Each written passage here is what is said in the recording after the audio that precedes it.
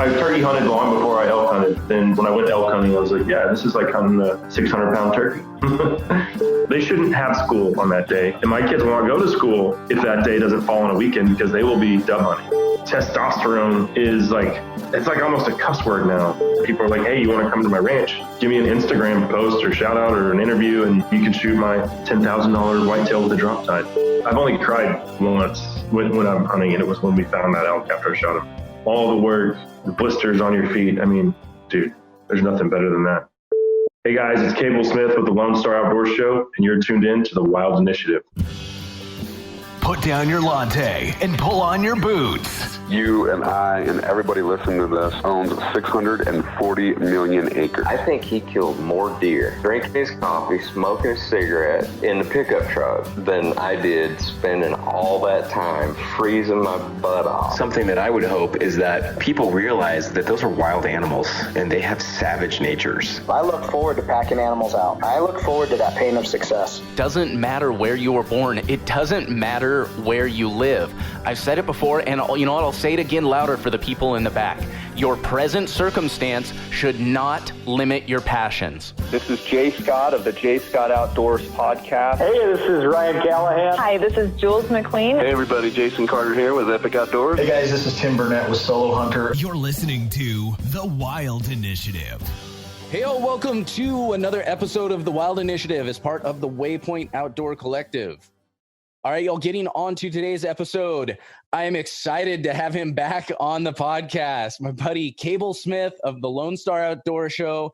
Y'all may remember him from way back. I didn't think it was this far back, but it was way back in episode 40. So over 100 episodes ago. It does not seem like it was that long ago, man. But thank you so much for hopping on, man. It's good to have you back. Yeah, it's good to be here, brother. Good to be here. So I think, you know what I think it is? The reason it doesn't seem like so long ago, because it was just last year, it would have been right around this time. I think it would have been a couple weeks from now that you got a text message from me saying, hey man, I'm driving into Texas right now. What are you doing? Come on. Yeah. So with COVID though, you're probably not making your annual pilgrimage around the United States. Well, I'm not making a big road trip, but I am actually, as of today, what's today? The 12th of June. I am driving out to Montana, heading out for Western Hunting Summit. Stealthy Hunter, Ryan and Hillary Lampers are putting that on out in Montana. And so, I mean, you know me, I can't resist any drive that's more than about 10 minutes without turning it into something. Right. You know, so, you know, I'm going out to Humboldt for the coast a little bit. You know, I'm going to drive up the coast, going to head into Oregon, go visit some folks, do a little fly fishing along the way, go visit a buddy up in Idaho, then, you know, make it down into Montana next week. And of course, I'm going to be there 2 weekends because it's there's actually 3 summits, but I don't think I'm going to be able to stay there for a whole month, but however much I want to. But I could do a little fly fishing. So it's not quite the pilgrimage across the United States that I was hoping for this year. I thought it would be a fun thing to do every year, but it's a bit of a pilgrimage, you know, so that'll work, right? Absolutely. Yeah. And that was fun last summer when you stopped by the house and tried to hang. I don't know if you could keep up with the Lone Star beers, but you know, you played your heart out, and I respect that. See, I was doing good when it was just the Lone Star beers. Like I was hanging when it was Lone Star beers. We were doing good. You know, we had some elk, we had a little bit of everything that day, man. You cooked up quite the feast. And I was doing good with the beers. It's when we decided it would be a good idea to go out on the back porch and start pouring the whiskey and pulling out the cigars. Yeah. The cigar always gives me a worse hangover than any kind of alcohol. This is like just allergies and stuff. And then it's like you wake up and a cat took a crap in your mouth. And oh my gosh. Oh yeah. I think it was like 3 days before I got that cat piss taste out of my mouth from that stupid. And it always seems like such a good idea. We never. Man, yeah, that sounds good. Yeah. Never learn. Oh, dear Lord. My wife's like, who's that guy again that stopped by that just randomly that I never met that you'd said he could just stay at our house? And I was just like, that's just how the hunting community is. We're all friends, so it's all good. Exactly. And then, then you wake up to a nice little gift package, a Lonestar gift package rolled over. I like, cause I remember I remember passing out and you threw some blankets on the couch for me. I'm like, sweet. I go to pass out and you just sit there staring at me. Yeah. And I'm like, this son of a bitch is going to do something. He is going to do something. You turn on the TV, but you keep looking over at me. And I'm like, what the hell? And I remember the last thing I remember from that night is going, Cable, what the hell are you going to do? You're like, oh, I'm just waiting for you to pass out so I can take a picture with you. Like, you ass. Yeah. That's on Instagram somewhere. Oh yeah. I think I shared it too. Because however drunk passed out I look, you look even more drunk than I do because you are so bright red in that photo. Oh yeah. Oh yeah. That was good. We gotta do it again. That was fun, man. I need to make just a trip out solely for that. We need to maybe grab Kevin Reese or someone and have a couple drinks with that crazy dude. I went shooting with him after that too. What's up? Some pigs or something. Said we could go to the deer lease and smoke a couple hogs. I'm overrun with them right now. They're always there, but right now there's one sounder of 30 that's coming in every day. So. Jeez, I wonder, let's see, how long of a drive is it from Montana to Texas? Check Google Maps here. Yeah, because that's totally on the way. Yeah. Yeah. Montana back to Northern California. Texas is on the way. This is how these road trips start with me. Mm-hmm. This is legitimately every time how these road trips start. I'm doing one thing that's quote unquote official business, or it's very singular focused. And then suddenly I'm like, well, that's kind of along the way. And then that's not really along the way. But if I go back a different route, freaking 8,000 miles later.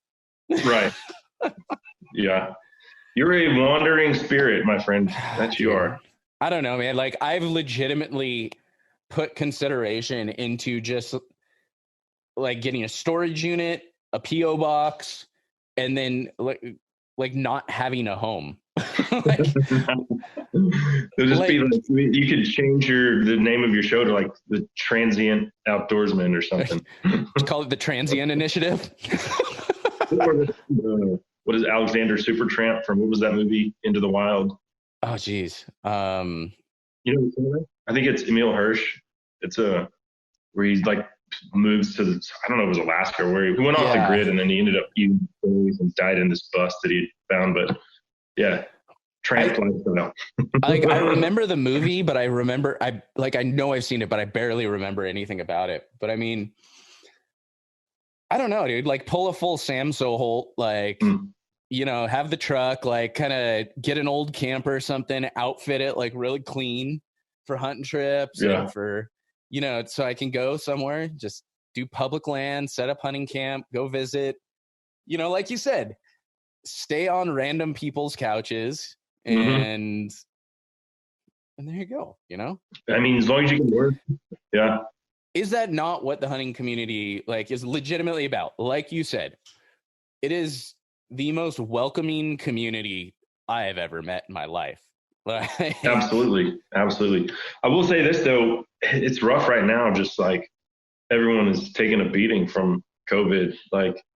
Internationally, I was supposed to go to Africa in July for Cape Buffalo hunt. It's not going to happen. They're talking about they're not even going to open international flights into South Africa until September 1st or something.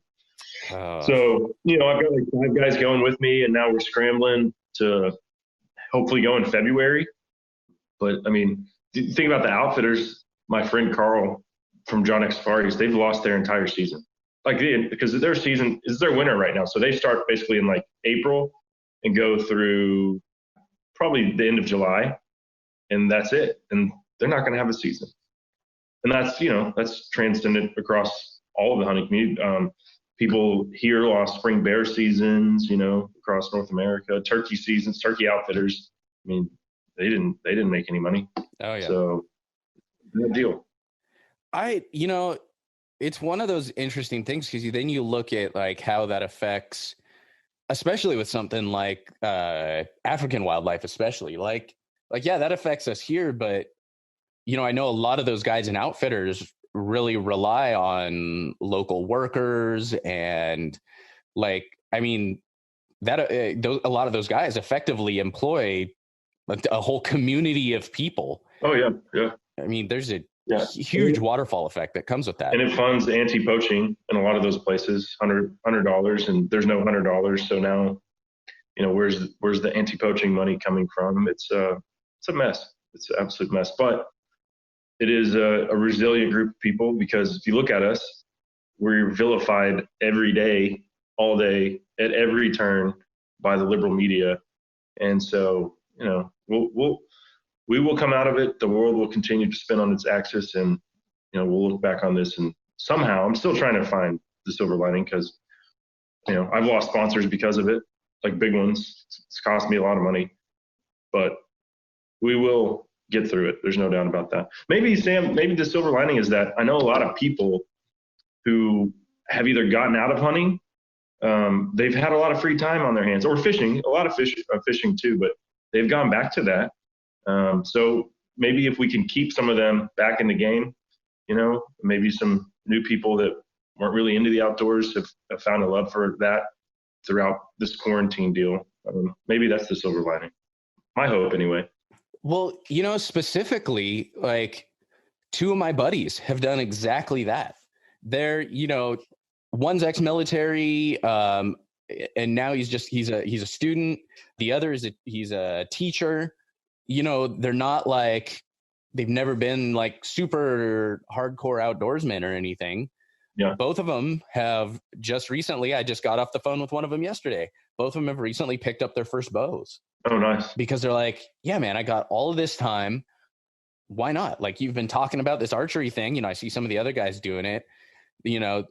Shoot, I'm going to pick up a bow. Yeah. One of them, my buddy Anthony, he's out in New York City, like right in the middle of everything, like all the crap. Oh, yeah.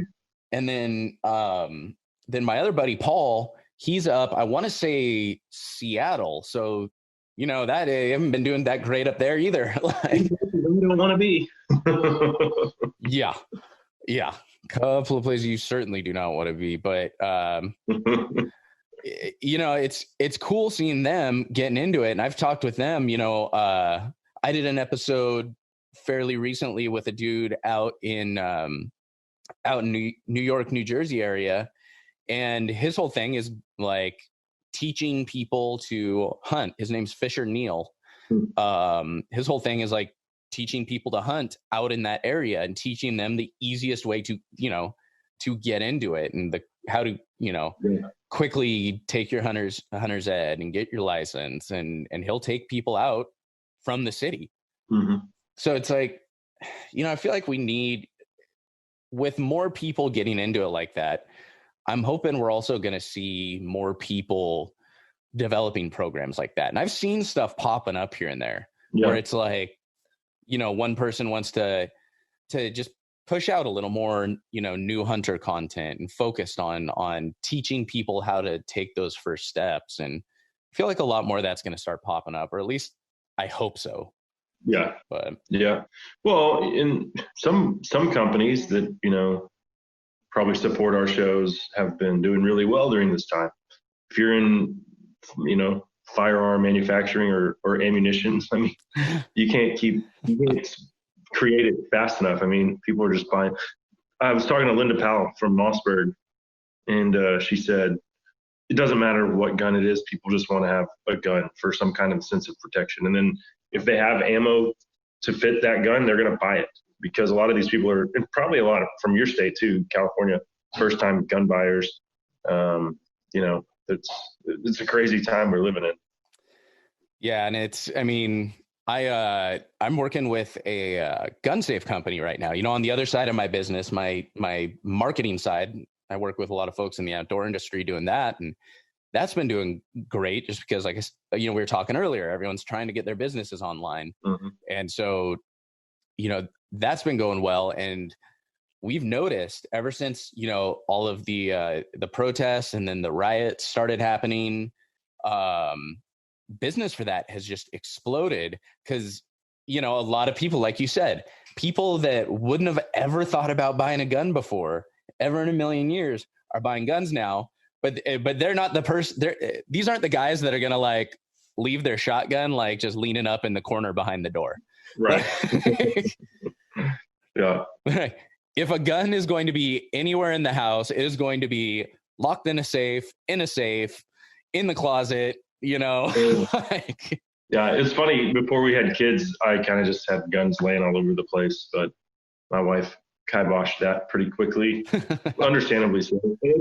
My kids are 7, 5, and 5, and they're very aware that guns can kill you. They wouldn't pick them. I wouldn't think twice about leaving one laying around. They wouldn't pick it up. But if there were other kids over, then that creates a problem. So I don't know. She got me one of those fingerprint biometric. Those things suck. You'd be dead before you ever got the I've seen because I've had one too. Like it's like the 3. It's not one of the fingerprint ones. It's like the 3 button ones, and I feel like it's just one more thing to break. If you're gonna get one of those, you have to invest in like a really high end one for it to be reliable. You can't just buy like the one that's you can't just like look on Amazon and buy the first one that you see. Like you gotta go to a legit safe dealer, invest some money if you're going to do something like a biometric, a big old biometric safe deal. So, well, in the last couple of weeks, this is the first time that I've gone back to leaving the pistol on the nightstand. I'm skipping the biometric safe, and I put it back in the safe every morning or put it in my pocket. But I just told my wife, look, I don't at this point. And it's not like our neighborhood. We haven't been affected or anything. Our area hasn't been. There was one peaceful protest here. We're about 30 miles north of Dallas. Dallas has had some rioting and stuff, but it hasn't bled into our area. But I'm just thinking, it could. So it makes me feel better. Sleep a little better anyway. That right there is illegal in California. That is breaking the law. Unless you are like in the process of like actually using the gun, like, you have to either like be pulling it out or cleaning it or like some activity using the gun. It has to be locked up at all times. So you can't even like have it under your pillow at night, nothing like that. Why even have it? Exactly. I mean, you can have it for hunting, but what if you're talking about home defense, like that makes no sense. But I was laughing, and Linda, my Mossberg friend, we were laughing about all the Californians that were buying guns for the first time and then bitching about the 10-day waiting period. Like, you did it to yourselves. Oh yeah. So. My favorite is the meme that's going around. It's like a text message thread, and I don't know if this is an actual exchange. I'm assuming it was probably somewhat staged to make a point, but it's like a text message thread going back and forth, and it's like, is Barry on it? What's up? Is Barry on this text? Barry? It's Barry, the guy with the huge, huge. Dear Lord, huge I hate you so much. I hate you so much for. I'm not sure. This podcast is ending now. For those of you, they even talked about that guy on Joe Rogan's podcast. They found out he died. But, yeah. Oh, geez. Now I kind of feel bad. I feel like, I don't know. I feel like we should be paying him homage. That is one image I will not be linking to on the show notes page. So y'all, if you need to know, Cable likes to send me sweet, just really genuinely kind, loving text messages, when he's thinking of me, just throughout the week, whatever it is. And let's just say those text messages 90% of the time involve some sort of sneaky image of a a rather large, well-endowed man. I guarantee you half the people listening have seen that or been on some text where someone has sent that. And I don't just go looking for those. Someone sends it to me, so I'm just being a good friend and paying it forward to you. I was actually randomly talking about this with someone the other day, and I can't remember if it was. No, I was talking with it because I think I forwarded you one that somebody sent to me. So the tables were turned, friend. Yeah. The tables were turned. You got me. Oh, dear Lord. Yeah. This podcast. I was like, we started to talk about hunting a little bit, but we can get back to that. I don't know. I literally, I just called. I'm like, hey man, we need to just have a podcast and shoot it. Just sit and talk for a while. Why not? Yeah, we're definitely doing that. I mean, this is the conversation effectively we had over a lot of Lone Star beers and whiskey and cigars as well. It's really. Yeah.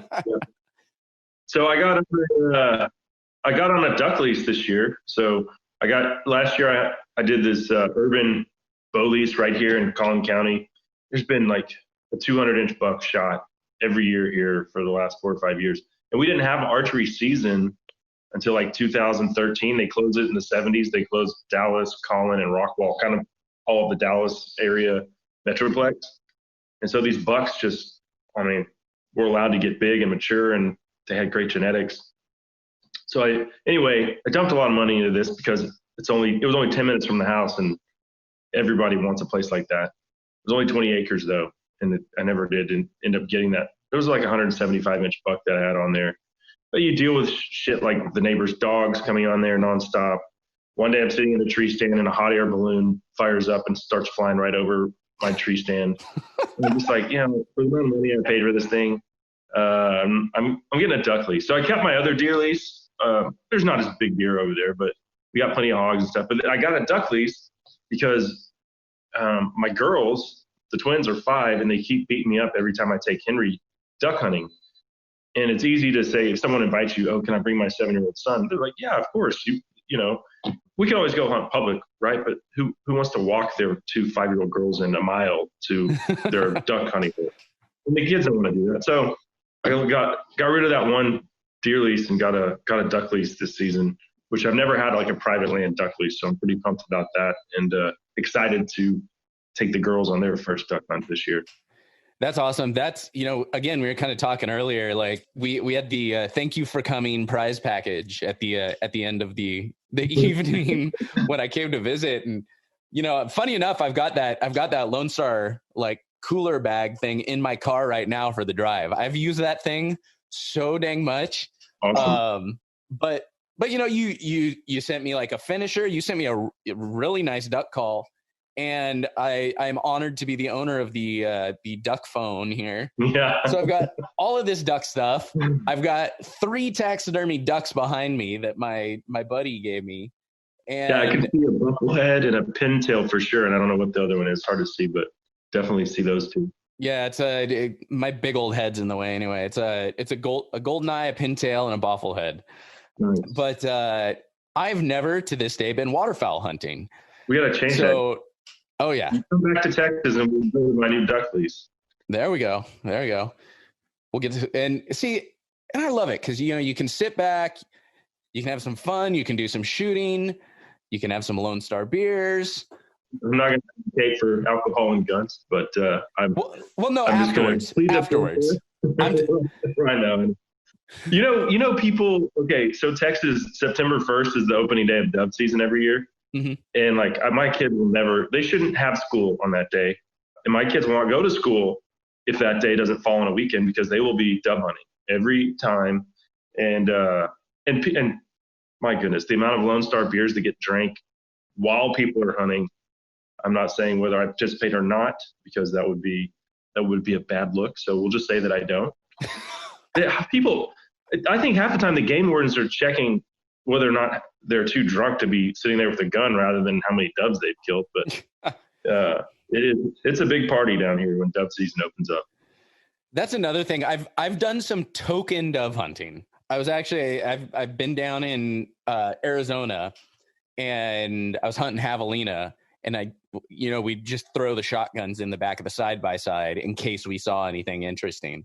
Mm-hmm. And so we did chase some doves, but that's been my only, short of turkey, my only real upland game.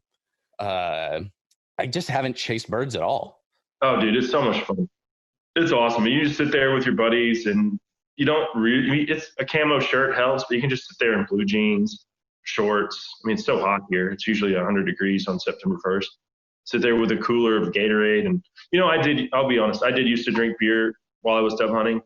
It's not illegal, but once I had kids and started taking them, I don't want them to see that. So I haven't done it in the last 6 or 7 years anyway. When I was a younger man, I was a little more reckless, I guess.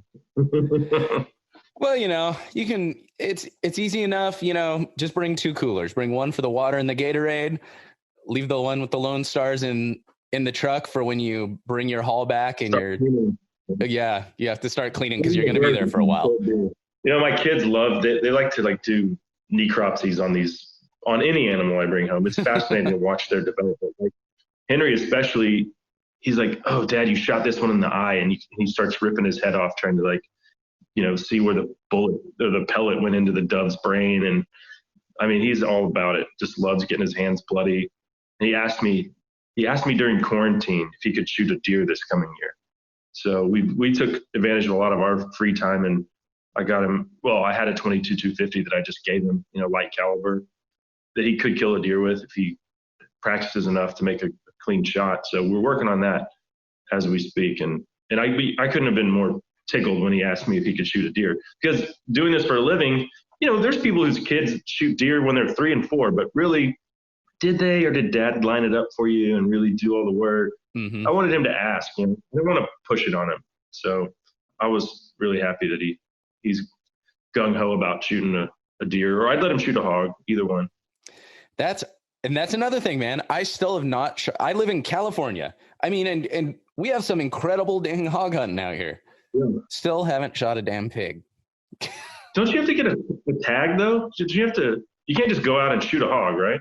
Yeah, we have to get a tag. It's like, I mean, for residents, it's like cheap as hell. Like, I mean, it's like one of those kind of token tags. I mean, I'm probably wrong. It's like $20 or something. I could be wrong, but I mean, yeah, it's still good for one pig. Yeah. I mean, you can buy unlimited tags as far as I'm aware, but yeah, it's just for one pig. It's kind of annoying, like, that you have to do that. You came to Texas to hunt hogs before, though. Yeah, I came out one of my very first, it was the first time I ever legitimately took a shot on an animal was out with Jess and Braxton Byers. Yeah. Flew out when they were living out there. They've since abandoned Texas for the mountains. Utah now. Yeah. But I came out and did a hog hunt with them, and the podcast after that was a good podcast because we talked about like all the ups and downs, and I went through it on that hunt. Like every emotion you could cram into like a single hunt, like over the course of like an entire hunting career, every emotion you could possibly feel, I think we managed to cram into that one single hunt. Now you actually did shoot, you shot at one or something, right? Yeah. So I shot if you would have put the bow down and grabbed a rifle, you'd have had some bacon. Yeah, I know, but I like shooting my damn bow. I've eased off it now. I've eased off it a lot now. Like, especially now that I got this new freaking Henry lever action rifle that I need to get some blood on. I just want to, dude, that thing is so much fun to shoot. That is honestly, like, I've got some cool rifles, like just some fun stuff. Like my M1 Garand will always be my favorite rifle. But as far as like my favorite rifle to shoot, that 243 Henry lever gun, hands down. It's just like, I don't know. It's just so easy to shoot. It's fun. And it's a lever gun with a peep sight. How much more fun does it get than that? I like it when shit gets Western. Damn straight, dude. I'm talking with a Texas boy. Yeah, I've only ever killed one animal with my lever action, and it was a mountain lion hunt in Colorado. And I was like going through the choices of, I wanted to either do a pistol, a bow, or a lever gun. It's like, no, nothing's more Western than going after a big cat in the mountains with a 30-30 lever action. So that's what I went with. That's the only time I've ever shot at an animal. Yeah, really? Yeah. But it took 18 days. That gun has a bunch of scratches on it. It was on a horse for 18 days before we finally got the right cat. Well, I was going to say on a line too, like you kind of have to expect that a little bit, that's going to be, that can be a pretty long hunt. It's not, it's not like they're unaware animals. It was 3 trips. Oh, damn. Yeah. So I wanted to do dry ground. Wanted to go with a guy that had hounds good enough to catch one on dry ground. Oh, okay. And this dude did, but so you go, I think it was in late March or early April was their dry ground season. And it freaking snowed or rained every day. Not the kind of snow that you want for cougar hunting. It just evaporated the scent. We got on like one track over like 8 days or something. And I called my wife after 8 days and I was like, hey, when do you have to go back to work? And she's like, don't do it, you son of a bitch. Don't you do it. And I was like, I'm staying for 2 more days. I'm changing my flight. I was like, because I don't want to have to come back. I want to do it. I want to get it done. And no, I had to go back again. And we caught 2 in the snow, but they were females. And so we let them go because we weren't, from conservation standpoint, we were trying to catch a male. So I came back a 3rd time. And this was the first time we were hunting on private land. All the other stuff had been on public. And the guy told us, the landowner, he's like, if you catch something, you have to kill it because something's killed 2 of my foals. Like, killed 2 horses. So we're like, fine. We get to the tree and the outfitter climbs up there and determines it's a female. He's like, well, do you want to shoot it or do you want me to? And I was like, if you shoot it, then we have to go kill another one. So it's like, we've put in 18 days over 3 trips. This cat has to die. That's the deal with the landowner. I said, I think this is my cat. And so, I got the 30-30 up and did the deed. And I don't regret it one bit. I think there was no reason to kill another one. That's one thing. It's like, I will always, anytime I go to Arizona, I'll do it in Arizona. Other states, I kind of play it by ear depending on how I'm feeling because it gets pretty expensive in other places. But anytime I'm in Arizona, I'm always buying a line tag every damn time because it's like $75 and just on the off chance because I'm out there chasing over the counter mule deer with my bow, and then this year I drew Arizona elk, and so I'm going to be chasing on the Arizona Strip with freaking 3 points. I think I had less than a 1% chance to draw. I did not know this. You threw an Arizona bull tag? Yep. Early archery, Arizona bull. I'm going to go guided with John Stallone with Days in the Wild because, there's no way I'm screwing this up. I'm getting something. That's the one state I don't even put in for because it's $175 just to apply every year. And I'm applying in all these other states. And I'm just like, man, that's doing the math. You got lucky. But if most people it takes 15 to 20 years. And by that time you spent so much money, I would rather have just gone on a guided hunt or something. Well, see, here's the thing though. See, I also, it costs $175 because you're paying $150 for that hunting license. Right. So the difference is I always make use of that hunting license. I'll always go into Arizona for over-the-counter mule deer. That over-the-counter mule deer archery tag it's a deer, period. Mule deer or coos whitetail, or couse whitetail if you want to be one of those guys. But any deer, it's good January, August, and December. So it's like that is a huge amount of time, some incredible opportunity there for, I think it's like for out of state, it's like a $300 tag. Yeah. For an opportunity, a lot of opportunity at mule deer. And again, it's archery, so you have to be comfortable with your bow. But it expands your hunt season. If you've already got that $150 hunting license, you're in good straits. And then you can do stuff like in January, you can, January through August, you can pick up a javelina tag. You can either put in for it or you can grab an over-the-counter leftover tag. You've got opportunity for upland game. You got, fishing opportunity. There's so much you can do with that $150 license. And again, if you're, how far of a drive is that?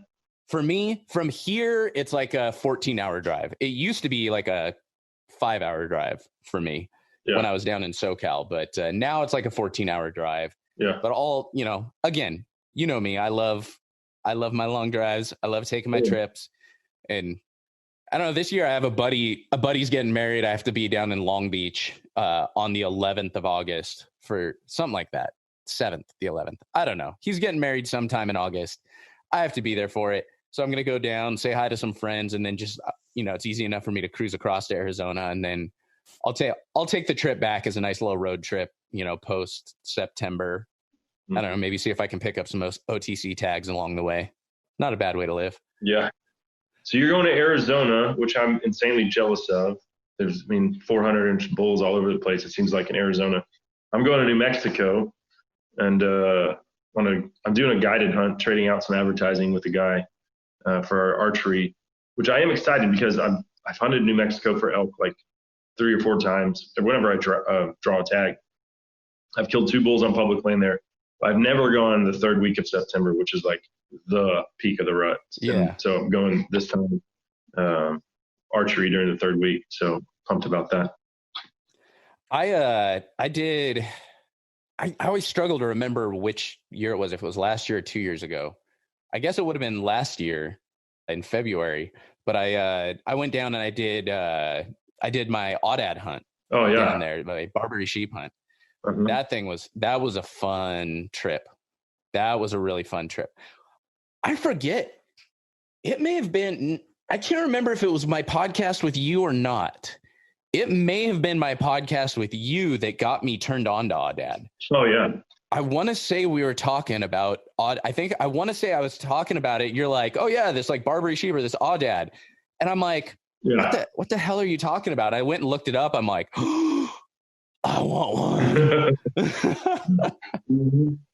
I've got a nice one, but I'll be honest, it was a high fence aoudad. Yeah. I've done one. I did one West Texas mule deer / aoudad hunt where you could shoot one or the other if you found one. But no, I don't know. I've shot a lot of things behind high fences over the years, and I don't know, they just don't mean as much to me. It's always fun, right? Being in this business, a lot of it's just opportunity. People are like, hey, you want to come to my ranch? Give me an Instagram post or shout out or an interview, and you can shoot my $10,000 whitetail with a drop tine. So, and then he's right here in the studio, right over there. Yeah. You can see it or not, I don't know. But that deer looks cool. People walk in here and they're like, oh man, look at that. And I'm like, yeah, let me show you this 5x3 mule deer over here that I shot on public land in New Mexico with my muzzleloader. That's a trophy. So I don't know. It's fun. And you get to go to these nice places and drink beer after the hunt and smoke cigars, and a lot of it's business stuff, but it doesn't mean anything to me. Like the elk behind me. That was the first elk I ever shot with my bow in New Mexico. And you were talking about the ups and downs of that hog hunt in Texas and the emotional roller coaster that it was.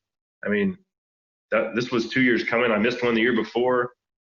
I've only cried once when I'm hunting, and it was when we found that elk after I shot him. And I was just overcome with all the work, the training, the blisters on your feet. Dude, there's nothing better than that. And I hope you have that experience in Arizona this year. I'm hoping, man. I'll tell you, I know exactly what you mean. Like those high fence hunts, you're not going on those for the experience of it and like the adventure. You're going on it because honestly, like this is, super politically incorrect to say, somebody from BHA would probably shit their pants if they heard me say this, but you know what? Killing animals is fun. It is. Like, you know what? Yeah. I enjoy it. It's not like a crazy bloodlust thing. But you know what? It's kind of fun. It's a lot of fun. It's fun to go out. It's fun to do that. It's fun to eat the meat. It's fun to take all of that. But it's not going to mean as much as that one you like sweat, that adventure that you totally like sweat blood for. No. And, you kill yourself and you haul it out. Like right above me, right above my computer. I'd flip my computer around and show you, but it would rip out all the cables. Right above my computer is my mule deer. This thing is so teeny. Like I didn't even realize how small it was until, just recently. And I had some, I have some found mule deer skulls that I cleaned. And I look at it, I'm like, this thing is just adorable. Yeah. And he's got, two teeny little velvet covered, he's a spike, two teeny little velvet covered spikes. And you know what? There is no animal that will ever in a million years take the place of honor above my computer. Yeah. As this one. I've got the arrow there. I've got my hunting license from that year. It's like lacquered on there. And it's my first mule deer. It's public land. It was shot it with my bow, and it is teeny as hell, and I love it. Nothing will take that place. That's what it's all about. I mean, it's all about that adventure. Why do we do what we do? Well, why do you like to go on these road trips? It's because we're adventurous at heart. And that's the great thing about hunting. It's just, we live in a time where people want to suppress that, and where men shouldn't act like men.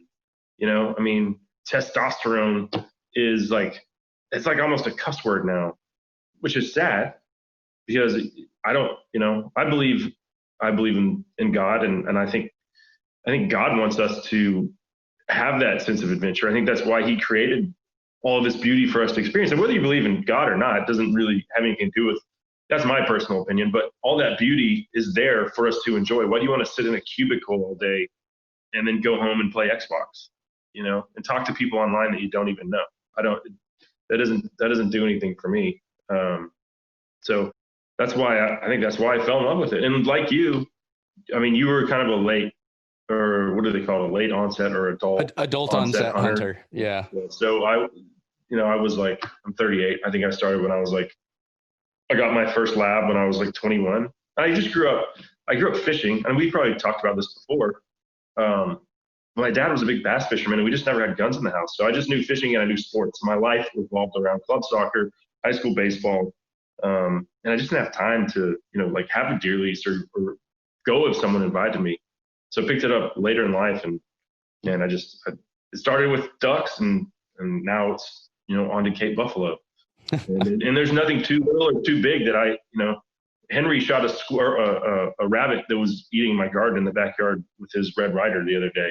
Another proud dad moment. So, nothing too big or too small. It's all of it's awesome. Oh yeah. And I'll tell you the one thing, man, I don't have a ton of interest in African hunting. I never have. Yeah. I mean, and don't get me wrong. If somebody was like, hey, you won this, ibex hunt or something, not even just African hunting, but international hunting in general, just never really is interested in me. If somebody was like, hey, you've won this hunt or whatever, all you have to do is pay for the airfare. I'm like, okay, yeah, I'd do that. Yeah. But the one thing is Cape Buffalo, the Black Death, solely because because of what it is. It is considered the deadliest animal on earth. How that is the epitome of testosterone and manhood. In my mind, that's up there with, for me, my dream hunt, my absolute dream hunt, my bucket list hunt that I have to do before I die is an Alaskan archery brown bear hunt. Big, gnarly Alaskan brown bear with my bow, if I can keep from crapping my pants long enough to draw it. I love it.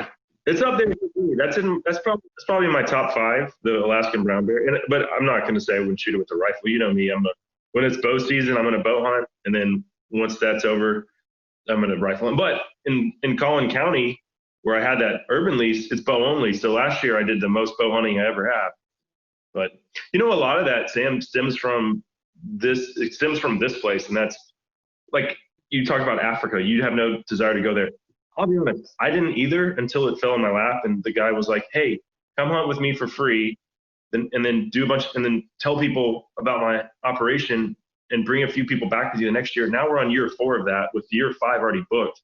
and all I'm doing is paying for the airfare and essentially getting the taxidermy back. And then the taxidermy is done for a trade out too. The guy that's been done all my taxidermy for 10 years. So it's kind of like hitting the lottery from that standpoint. Yeah, it's not, it's not making me money right there, but it helps with other sponsors that like, okay, Africa's cool. If you're going to take our gun over there or use our ammo over there, I mean, it definitely attracts other sponsors, I would say. But I think I got derailed there. What talking about? Where this all stems from, like our desire to.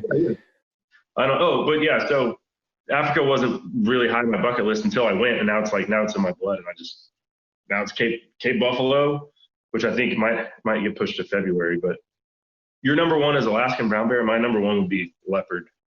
That's I've gotten a wolf, I've gotten a mountain lion, I've gotten a lynx, some cool predators, black bears. So I think the two that are next for me, like if money wasn't an object, right? I mean, we're both talking about $20,000 hunts here. Yeah. Which my PH isn't just saying, hey, let's trade out a leopard hunt. You can't even do that in South Africa. He would have to take me to like Zambia or Namibia. Leopards are protected in South Africa. So, those are high dollar hunts. But those would be, I'd say leopard would be one. All the sheep, North American sheep would be like 2, A, B, and C and D, and then bear, Alaskan brown bear would be 3. On Cable's bucket list. The Cable's bucket list. I'd still like to hunt sheep. Like, I'm not one of those guys where like, and again, this may change. Like my interests have changed. Like again, if you told me I'd be super stoked on turkey hunting, I would have laughed in your face. Oh, dude, it's so love turkey hunting. But like sheep are one of those things where like. Let's go. Hey man, I killed both of my turkeys with the cartridges you gave me in the gift package. In the dang gift package. Yeah. I love it. Those canned cartridges. I'll give them a shout out on the podcast. There you go. But sheep for me, I had zero interest in goats, sheep. I was like, whatever. Couldn't care less until I went on that aoudad hunt. Yeah. And like shooting that thing, I shot that thing 600 almost. It was like between 625 650 yards across a canyon. Mm-hmm. And then like hiking down through the little like river that was between us and like through the little valley, and then up across the cliff face and getting up on that steep rock and gutting it there.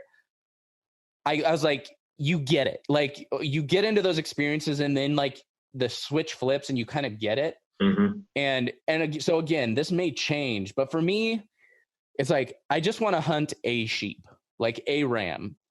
Like I don't feel the need to like, do the sheep slam or anything like that, or, do the North American Grand Slam. Like, again, it would be cool if I had the opportunity to do it. Don't get me wrong.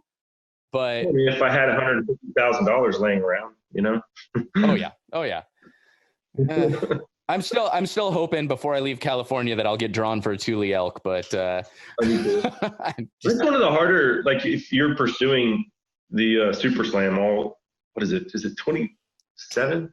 How many North Americans? 29 animals. 29. Okay. That Thule elk tag's a hard one to get. You pretty much, if you're out of state, you're pretty much paying for like a private land tag or something. You're paying for the hunt to do it. I don't have any desire to do the 29, it's number one, it's like my kids have to go to college someday. Right. So I feel guilty if I start dropping 10 grand on a hunt.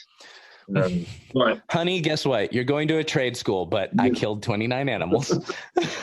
Not that there's anything wrong with a trade school. I actually firmly support that. Just making a joke here, people. Don't send me emails. Yeah.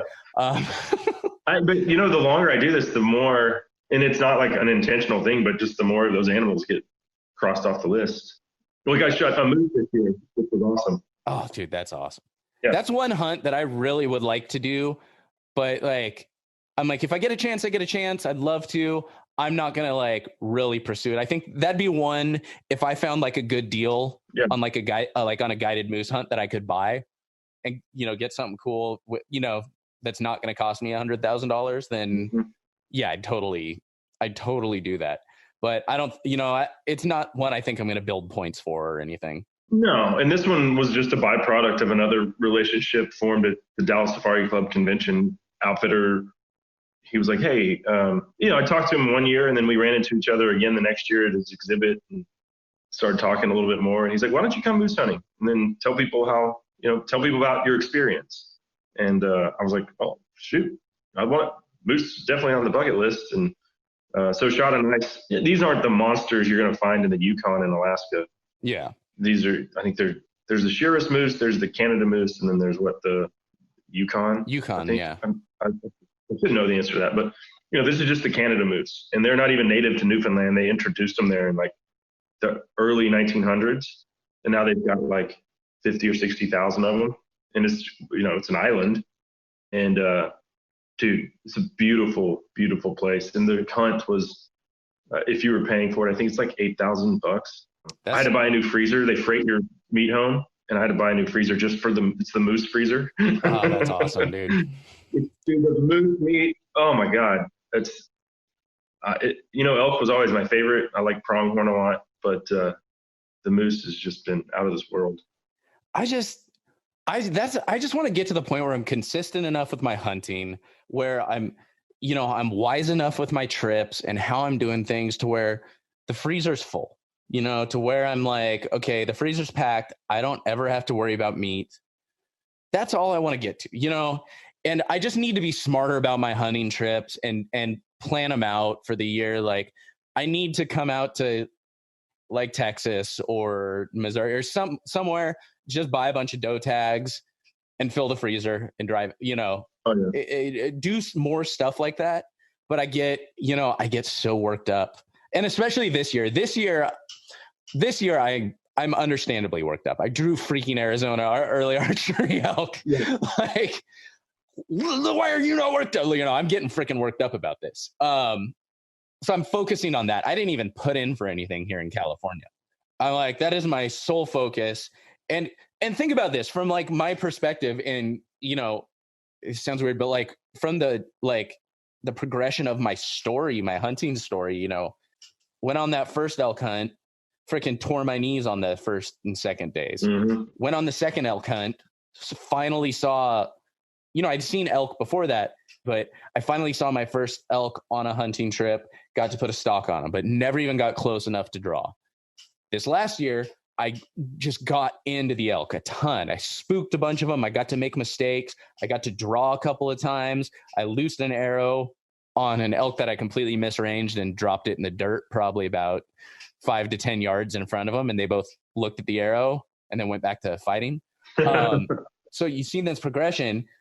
And then this year, and again, like I'm not going out hunting solo. Like I'm not pretending like I'm going on this big solo archery hunt in Arizona. Like I'm going guided because of the opportunity. Like I'm not going to pass up this opportunity at a freaking giant, There's times when you do the DIY, and there's times when you say, hey, or like you can't just go to Africa and hunt without a PH. You have to be with a licensed PH. For non-residents, I think it's possible to do DIY stuff in Alaska. I know it is, but generally for like a sheep or something like that, you have to go with an outfitter. I mean, that exists for a reason.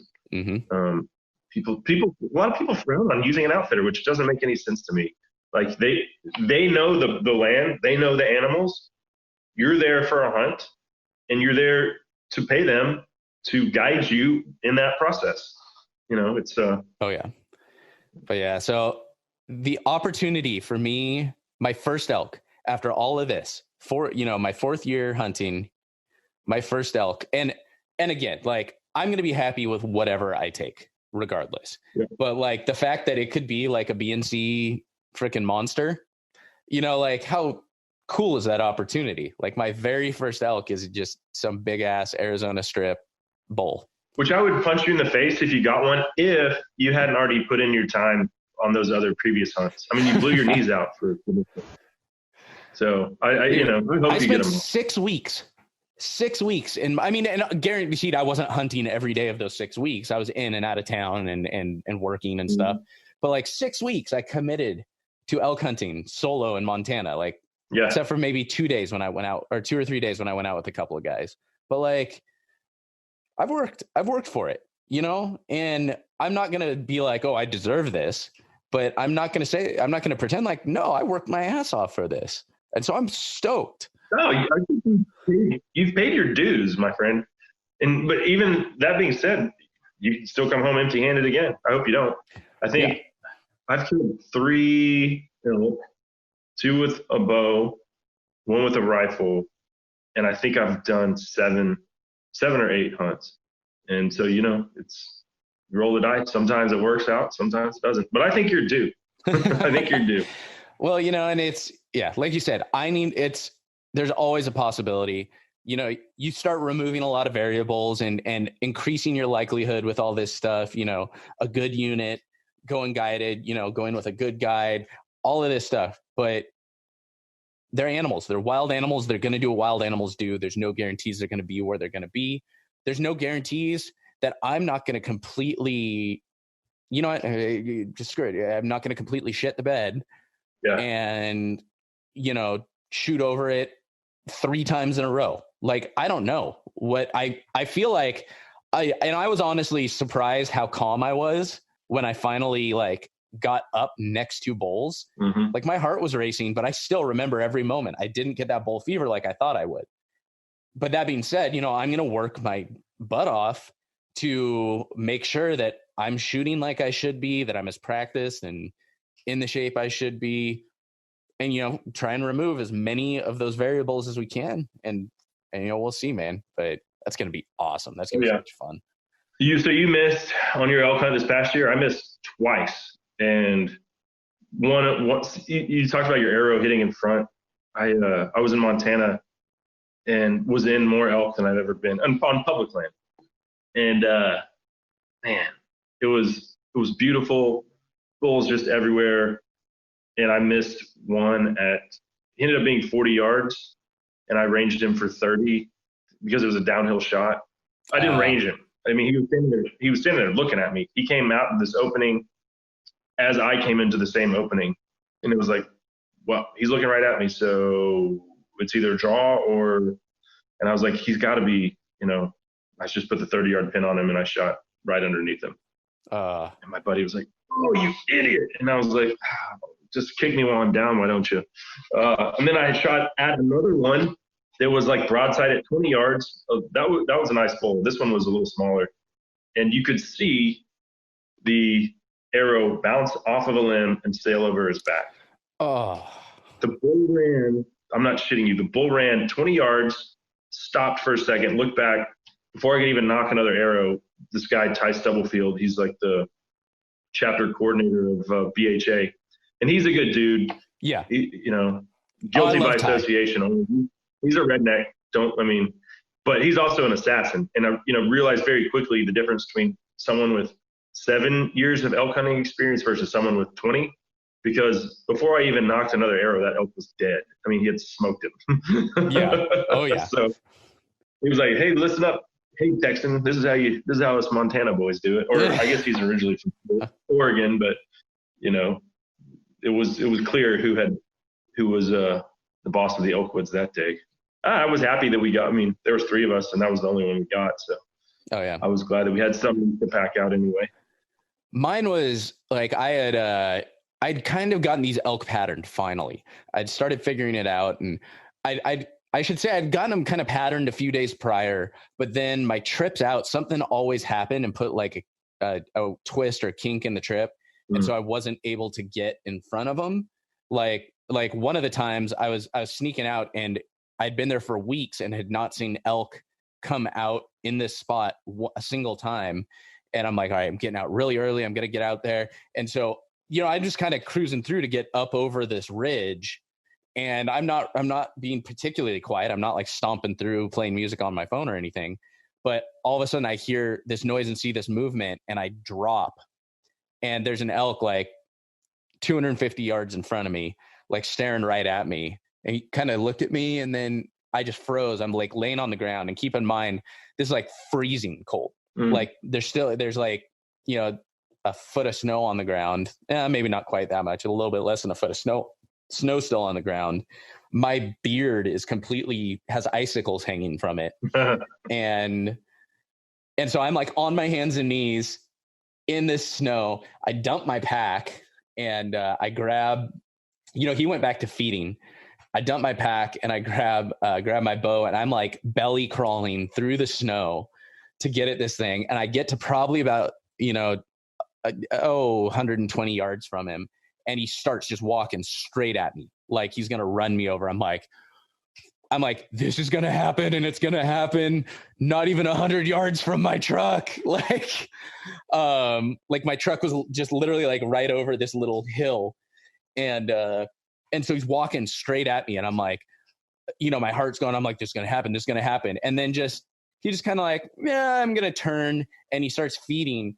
And so like 100 yards from me, he's just feeding along, like past, there's no cover, nothing. It's just like wide open field that I'm laying on the ground in the snow. And I've got video of him walking, and he walks, finally gets, like, I couldn't even turn. Every time I even turned, he would stop and he'd look right at me. And so he finally gets downwind of me. He's walking across, and the wind was kind of coming sideways at me, and he catches my wind and just smokes it out of there.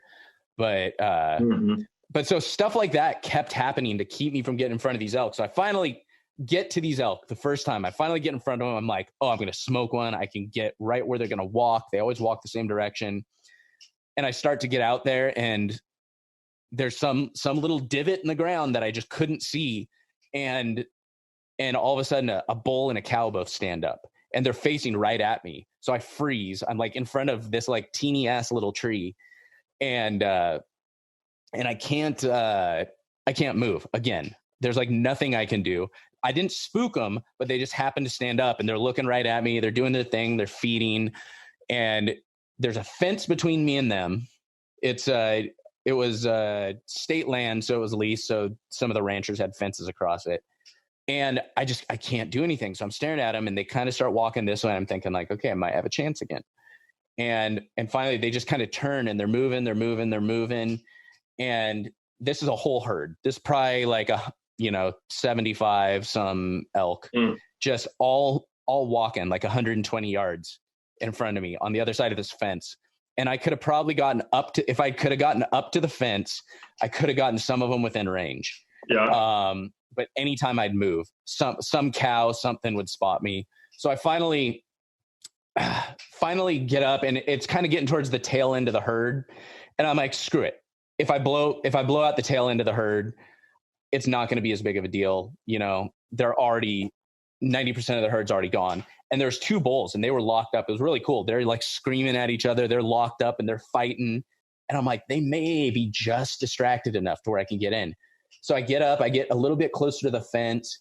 I get up on my knees or I draw first because I'm in front of the tree. And so they knew something was going on. I kind of get up to the fence. They're still fighting, but you can tell they're kind of watching me out of the corner of their eye. And I'd ranged it, but I think I'd ranged a little tuft of grass because I was still on my knees. I'd ranged a little tuft of grass between me and them. Oh, yeah. And so I had ranged it. It was like, I'd ranged it like 67 yards or something, which was like right at the full limit of what I'm comfortable doing. And so I got there, and I'm like, okay, got in a little bit closer to 60 yards, ought to do it, let it go. And it just, again, drives into the dirt like 5 to 10 yards in front of them. And when I went to finally fetch my arrow, I went and ranged back to where the tree that I had ranged from, and it was like 80 yards. Oh, wow. It was something, So I'm like, okay, yeah, I definitely caught something, but I finally got to draw back on an elk, man. It was a lot of fun. Yeah. There's nothing better, but I think that's probably why you like turkey hunting so much, is because it's the same game. You're there during the breeding season. You're trying to make them think that you're something they either want to fight or, do the other thing too. And I don't know. I turkey hunted long before I elk hunted. Then when I went elk hunting, I was like, yeah, this is like hunting a 600-pound turkey. It's awesome. But it's the same feeling when you do the first gobble off the roost in the morning. It makes the hair on your arm stand up. It's the same thing when you hear that first bugle, or really any bugle, for me anyway. Yeah. Yeah. I'll never get sick of that sound, man. But all right, we should wind this down. Nobody's gonna listen to us ramble for 2 hours. So,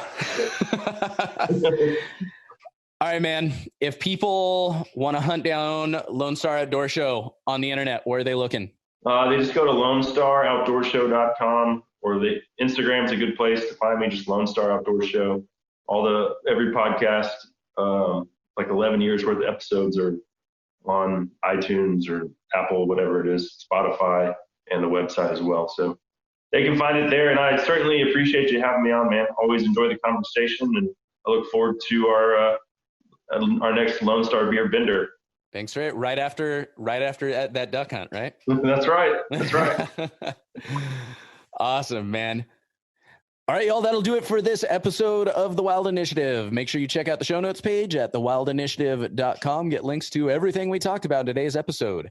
That'll do it for this week. Looking forward to next time. But until then, I hope this podcast inspired you to get involved, get outdoors, and plan your initiative for the wild. Thank you for listening to The Wild Initiative. Please take a moment to leave a rating and review on iTunes or Stitcher, and head on over to thewildinitiative.com to get show notes, check out the blog, gear discounts, other podcasts from the Wild Initiative family, and more.